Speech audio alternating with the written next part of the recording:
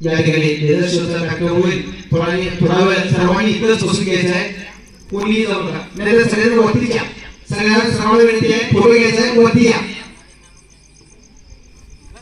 सर्व मान्यवरांना विनंती, समोर असलेल्या सगळ्यांना विनंती की सर्वांनी समोर यायचं आहे.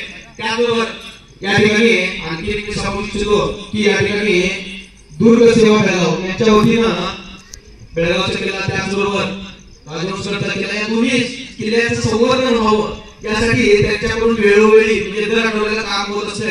खरोखरच सांगायचं तर हा सत्कार आम्ही जनतेनं त्यांचा सत्कार केला पाहिजे आणि पुढील वर्षी आम्ही याचं नियोजन करूया. कारण काय असं काम कोणीही करत नाही.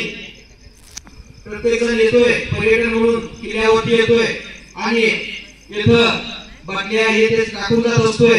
पण दुर्ग सेवा बेळगाव ही अशी एक संघटना आहे की ज्यांनी आपलं स्वतःचं काम बाजूला ठेवून आपल्या जीवाची पर्वा न करता ज्या किल्ल्यांच्या कड्यावरती जी झाडं उगवलेली असतात ती काढली